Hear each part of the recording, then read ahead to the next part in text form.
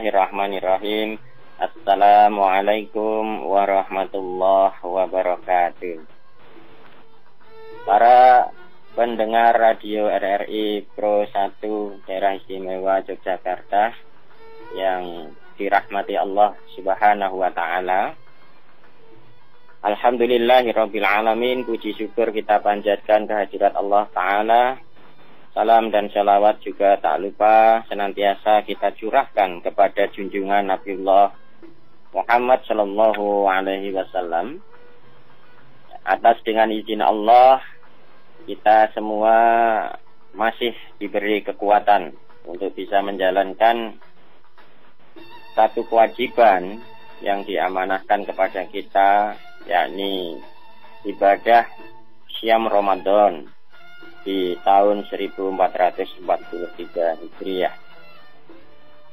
Bapak, Ibu, para pendengar radio RRI Pro 1 yang berbahagia, dalam bulan suci yang penuh dengan hikmah ini, dalam bulan yang penuh dengan maghfirah ini, dan bulan yang penuh dilipat gandakan segala amal perbuatan kita dalam hal kebaikan, ada satu fenomena yang terjadi pada saat awal-awal Ramadan.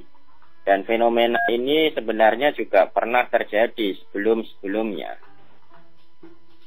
Dalam konteks kekhususan yang ada di Jogja, artinya bahwa ini istilah ini hanya terjadi di Jogja. Fenomena yang sedang hangat dan menjadi viral di dunia maya saat ini adalah adanya perilaku klitih yang dilakukan oleh segelintir orang, yang tentunya segelintir orang ini sedang dalam ranah diuji oleh Allah Subhanahu wa taala. Maka pada kesempatan yang baik ini, mohon izin dan berkenan untuk menyampaikan satu topik tentang hikmah puasa, hikmah Syam, dan pengendalian diri. Sebagaimana Allah Subhanahu wa taala telah firmankan di dalam Quran surat Al-Baqarah ayat 183. A'udzubillahi minasyaitonir rajim. Bismillahirrahmanirrahim. Ya ayyuhalladzina amanu kutiba alaikumussyam kama kutiba alal ladzina min qablikum la'allakum tattaqun. Ayat ini turun pada hari Senin di bulan Sya'ban di tahun 2 Hijrah. Ada satu yang perlu saya garis bawahi terhadap ayat ini, yakni la'allakum tattaqun. Perintah Syam itu punya orientasi yang sangat dalam, yaitu untuk menjadi insan yang bertakwa.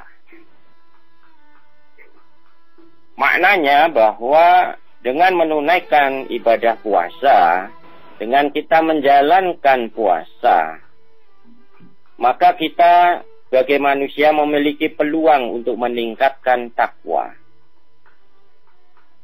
Nah, tentunya hal ini menjadi sangat penting. Kenapa? Takwa harus dilatih dalam ibadah Ramadan.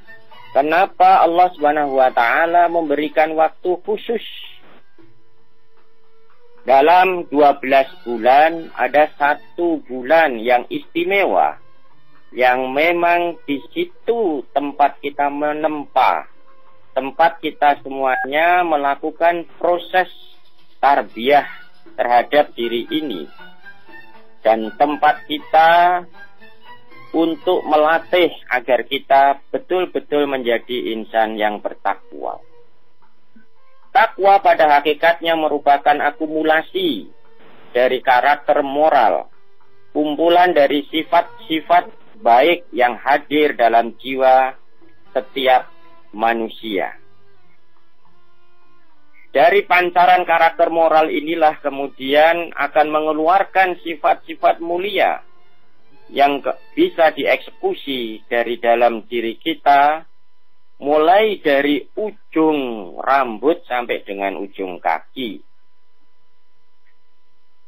Maka kalau kita betul-betul menjalani dengan baik, insya Allah kita akan melihat kemuliaan. Mata kita akan melihat hal-hal yang baik, hal-hal yang mulia. Lisan kita akan bertutur juga dengan tutur yang mulia. Perilaku dan tindakan kita juga akan mengerjakan dan menjalankan hal-hal yang mulia. Nah, semuanya itu sangat tergantung kepada kondisi jiwa.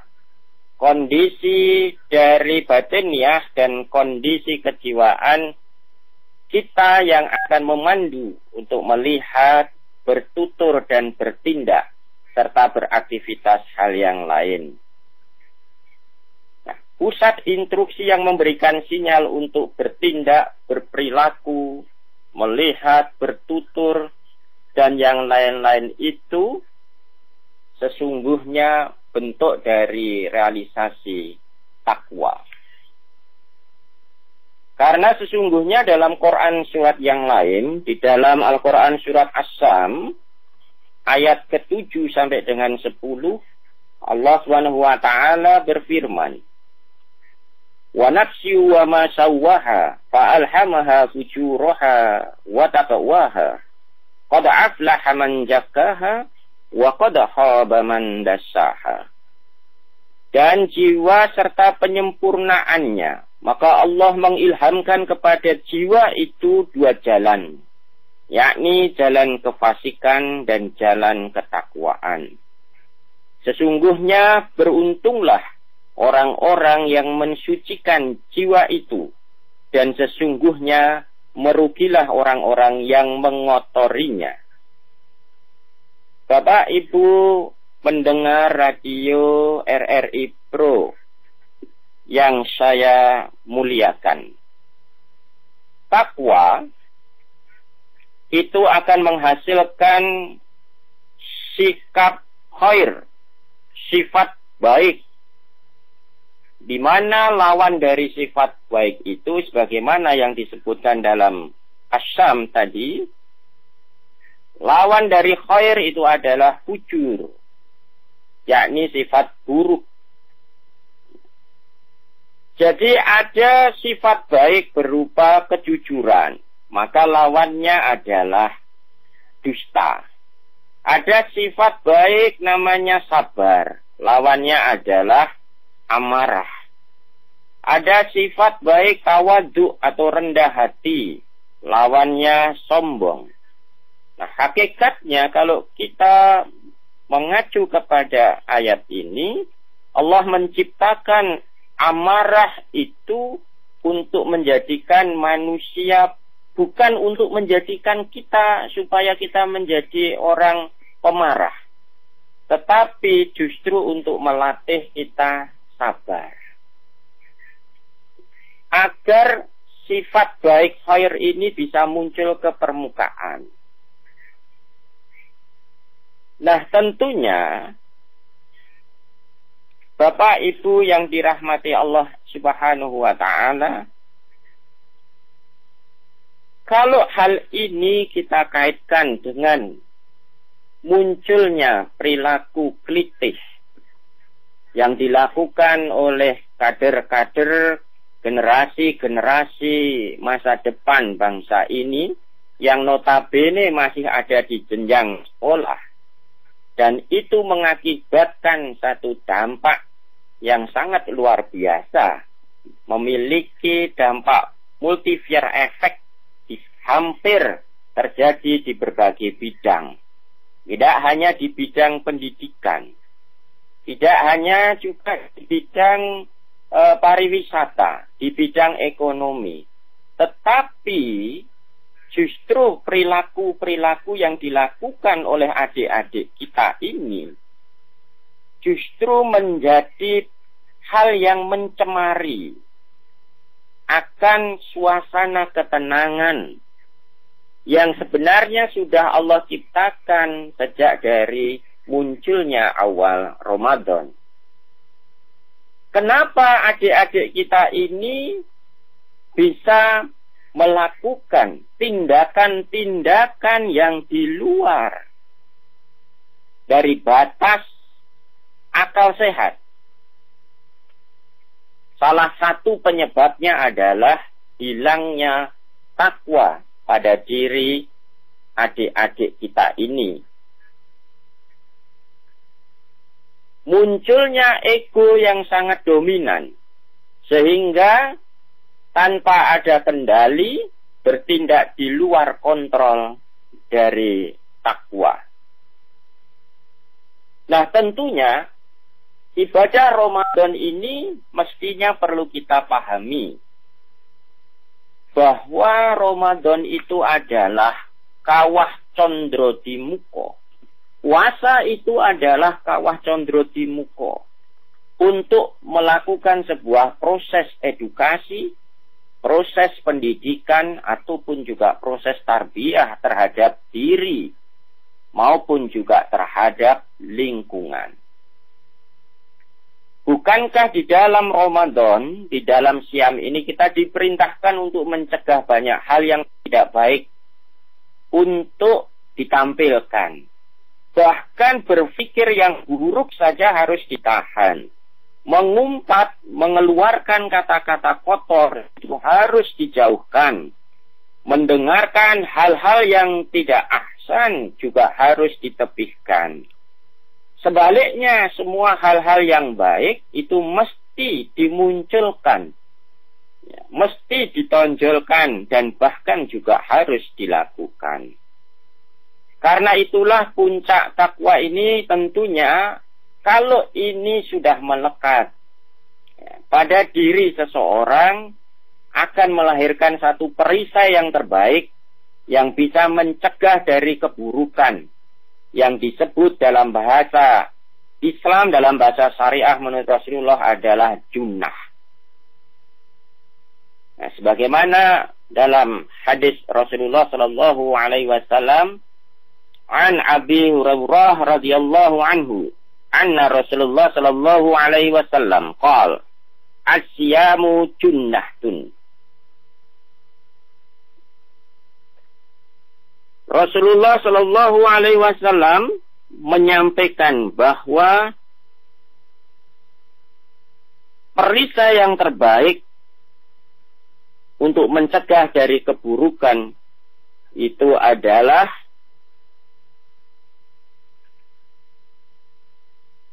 asyam, adalah puasa. Karena dengan kita beristiqomah betul-betul sejak awal menyiapkan puasa Ramadan, maka sesungguhnya pengendalian diri itu akan bisa terwujud dengan baik. Munculnya tindakan-tindakan yang menurut saya tidak manusiawi, hanya faktor ego, hanya faktor emosi. Itu bentuk dari satu sisi kegagalan proses tarbiyah, kegagalan dari proses pendidikan, di mana faktor lingkungan tempat anak-anak ini tumbuh itu juga menjadi faktor yang sangat menentukan sekali.